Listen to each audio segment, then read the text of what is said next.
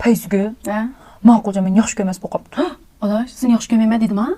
Unda qo demdilik emas, shu to'rdagi mazmunlarga qarab o'zim bitta ikkinchi qalb. To'rda ma'qulcha nochi kuni yaxshi ko'rmas bo'lib qopti deb yuz qo'yibdim ha?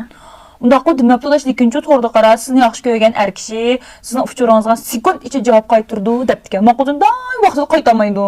Hey, ma'quljonga xo'goxanda ziqqa men jon o'tkazib avara tursa, sen qaytarmaysiz, qo'ling ziq sanjirga ketmasin. Ishlarini tugatib, ziqlarni sanab qo'yib qaytaradigan-da.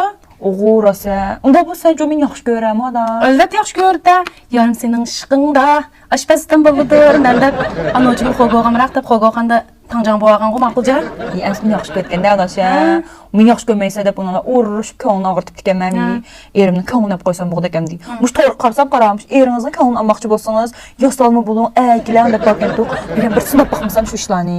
Hey, ma'quljon sening haqiqiy tarafingni yaxshi ko'rgan tursa, sen yo'qol bo'lsan, sen yaxshi ko'raman. Am bir qo'saqdan chiqqan okuklaning mijoz bir-biriga o'xshamasa, butun dunyodagi erlarning yaxshi ko'rish o'xshash olaman sencha.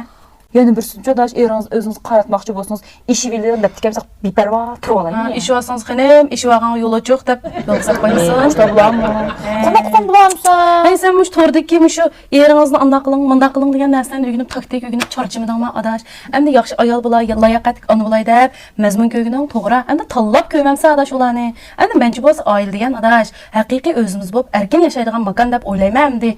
Sen u yerda bir-birimizni qanday qilsak ular deb taktik o'rganib, bambaz deb yursang, oilani yilqilib qolanda nima charchash adash u sendiki? O'g'o shu. Amsa hozir berib adash xo'goxanga charchab ishlayotgan erimga bir yordamlashib, ta'minja o'tkazib kerak. Endi ish qiladi adash.